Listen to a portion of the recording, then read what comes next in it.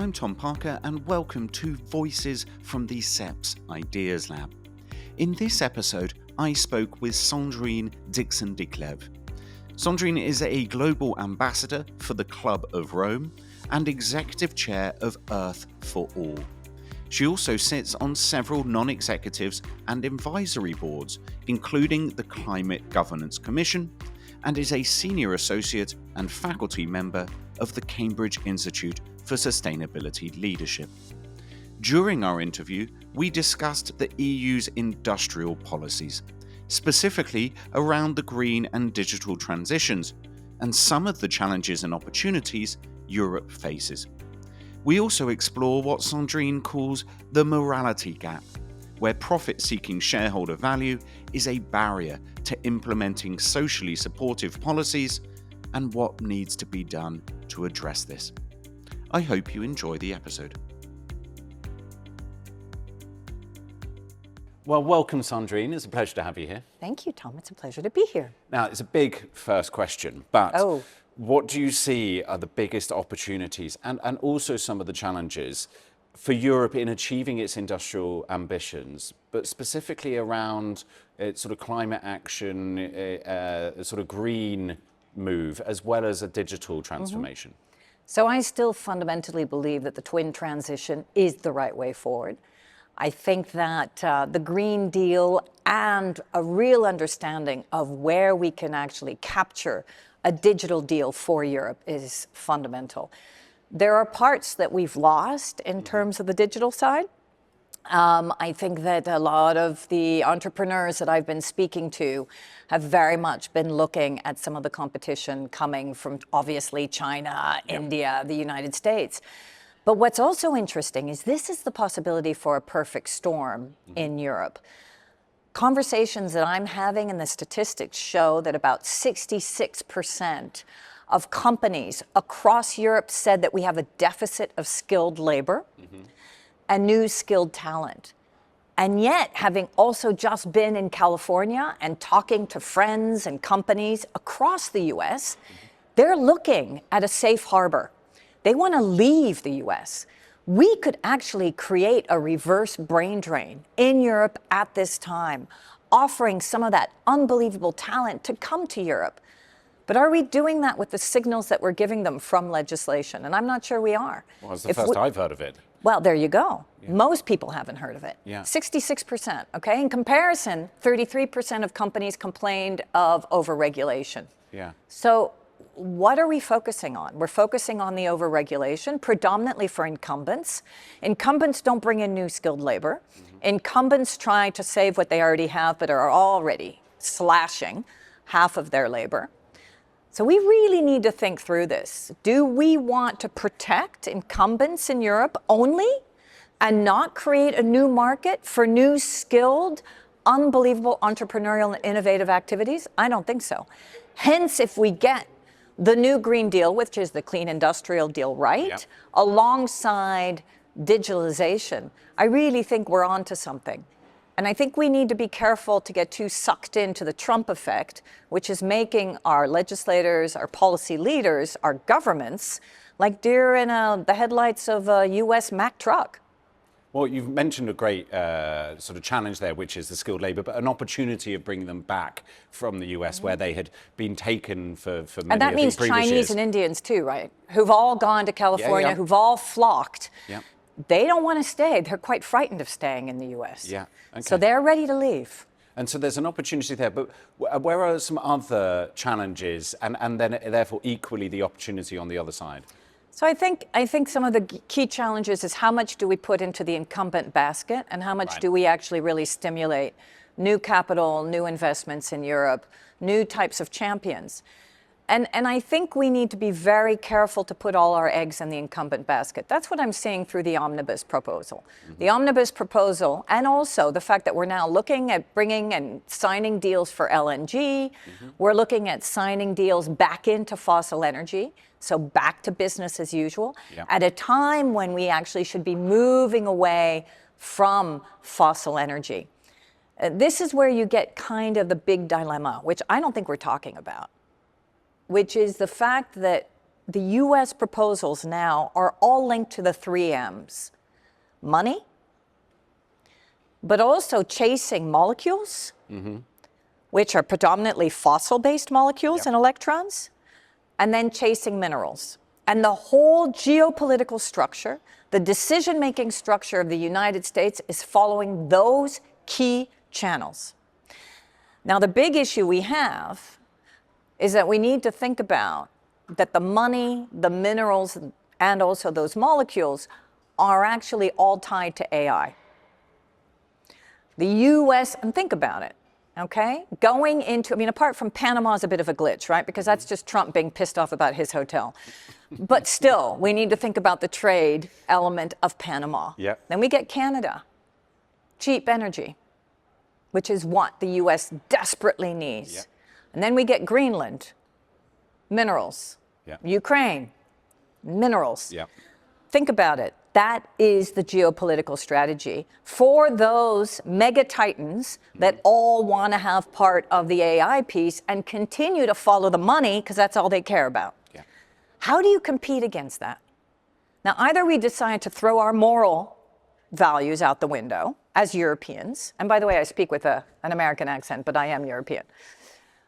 We throw that out, or we decide to continue to anchor Europe's prowess and competition in what it does best, which is continue to respect labor and social rights and also bring in environmental rights.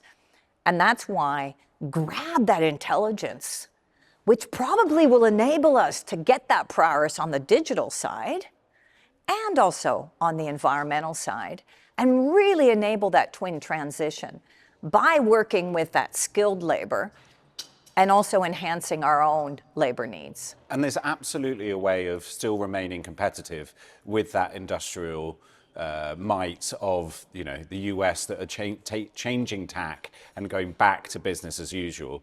And you think the EU can still remain to be sensitive to climate change policies and to say energy poverty and still remain competitive with those ways? Yeah, and let me also bring in, why do we have energy poverty? We have energy poverty because basically we've got $2.8 billion of daily profits that are made by the energy providers. Predominantly oil and gas. Yep. Okay? Bingo. Why not tax that money? We are not taxing the right things to enable then people to have a lower energy cost. So that's the first. Start to tax the right things. The other is, are we just going to follow willy-nilly the US model, which is, again, driving a Mack truck into a wall because they don't care about anybody else? These are gamers, okay? They've already done their big game. Half of them are on ketamine, by the way. They've done their big game. They've had visions of grandeur. Everyone else can die. They will succeed. Are we going to enter into that? It's no longer about competitiveness. This is about ruthless money seeking. I don't believe that the US competitive model, which is capitalism on overdrive, is the way in which we should move forward. We need to think about the long burn. I'm more concerned about China, to be fair. Okay. Where that is the long burn, where that's long-term planning, where they understand that climate is actually a security risk, where they understand that, yes, fossil energy alongside major investments in renewables makes sense, where they understand, unfortunately, that for the moment cutting the price of everything is the only way to dump their products on the market. But that's going to start to implode, and we're starting to see that implosion now in China. So I think we just need to be smarter about what truly is happening, where are the blind spots, and where can we really focus our attention. New champions, anchoring ourselves in engineering prowess, which we've had, a services industry that actually in many cases has been quite strong, as well as manufacturing. We've got the first green steel industry. We need to bank on that, but we need to continue to really prioritize on where can we focus our capital flows, both on the environment and also in terms of the digital transition. And realize that what they're doing in the US is not about competitiveness. What they're doing in the US is about servicing themselves. Protectionism. Are we actually going to be competitive in a different way, which is creating more prosperity for more people on the European continent, that's I think, a much more holistic way of looking at things. Absolutely. I want to talk a little bit more about collaboration between governments, businesses, civil society, in order to get the EU to a global leadership position. Can you talk to me about where we are with collaboration at the moment, how to improve that, where you see the future of that working? So let me qualify that by saying that I worked for the oil and gas sector for 10 years. I also worked for King Charles for 9 years. And I've been advising companies across the globe as well as governments, okay? And I say that because I fundamentally believe, even when I worked for BP when they were beyond petroleum, not back to petroleum, that actually we can collaborate with very different types of organizations, companies, governments. The biggest issue we have is that we typically, and the European Commission has increasingly done this recently, we go back to business as usual rather than collaborating with innovators, collaborating with new economic champions, collaborating with 21st century thinking.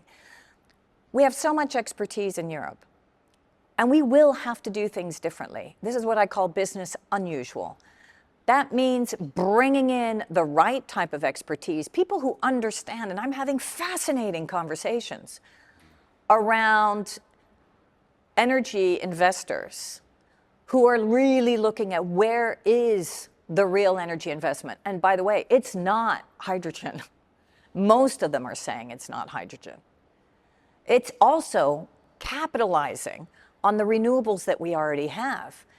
We always need some bright, starry thing. Why is it that we can't focus on just implementing what we have? And a lot of that is working with the incumbents, but also then bringing in some of the innovators through new technologies, ensuring that we digitalize and smart technology actually gets introduced, that we look at not only supply, but that we look at demand. You know, the best energy is the energy you don't use. And yet, energy efficiency has never, ever been sexy. So how do we bring in the right partners for that?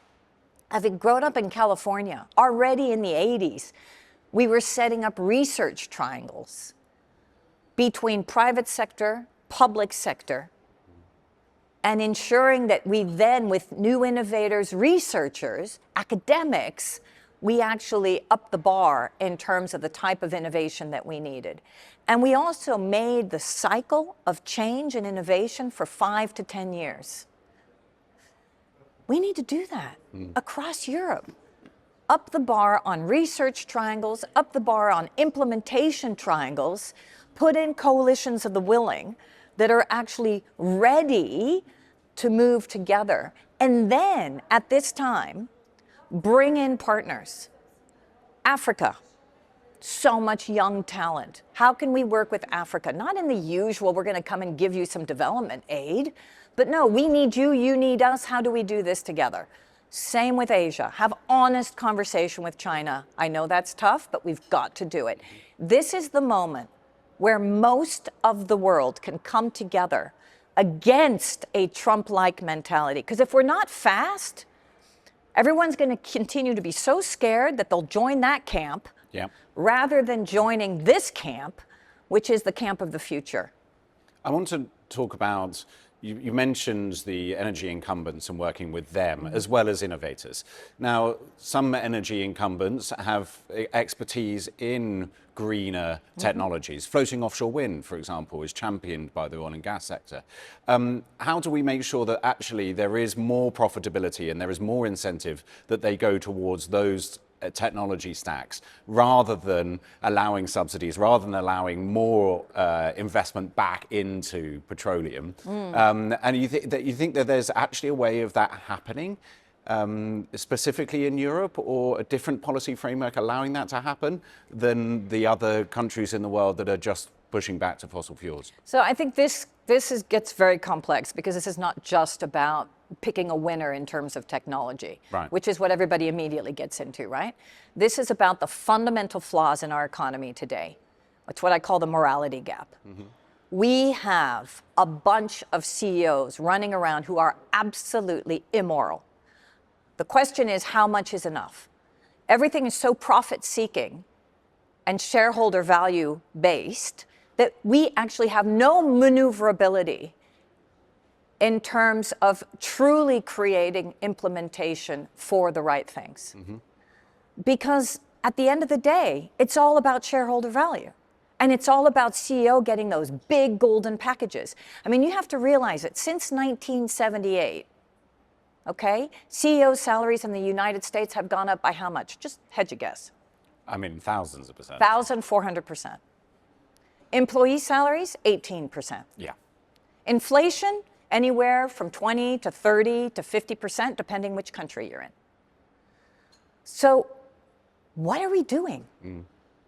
I mean, everybody talks about economy and competitiveness. None of it functions for people anymore. We have the highest rate of homelessness in the global north, the highest rate of drug addiction in the global north, not in the global south. Inequalities have grown the most. Poverty has grown the most. I mean, you just go to San Francisco, where I grew up, and it's called Poop Town now. That used to be Calcutta. We now have an app which tells you where not to go because people are defecating in the street. And I say this not just to be provocative. I say this as a reality check, because we use these words, oh, we need to be competitive and we need to think about our economy, but for whom and for what? And that's hard when you're in the middle of being told that your industry's not competitive, that actually Europe is going down the tubes because no one's investing. How do we redraw the line of what it means to invest? What is an okay profit?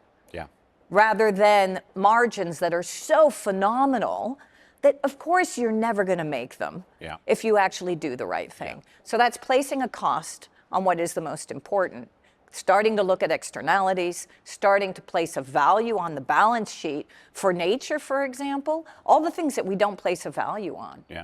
And let me just add with this, if you start to place the right things in terms of a value on the balance sheet, you'll see an immediate shift. And that's the real courage that we need now. At a time when everybody's talking about productivity, productivity, productivity, for whom and for what, I would argue, this is the time to take a step back and say, okay, productivity plus. What does that look like? We already know that our GDP is going to get hit with 1.5 degrees, and this is what I said in the plenary, right? We're going to lose 3% GDP globally this year. And with the war and everything else, we'll probably lose more. So anybody who's an economist would say, well, why the hell are we just focusing on GDP then? How do you buffer GDP? Well, you buffer it by placing a value on education, which then enables you to, by the way, start to have that skill set that you need. You place a value on access to healthcare, social care, because then you don't have as many people who are pissed off because they don't actually have access to those things and vote in the way in which we've seen, both in the States and here in Europe.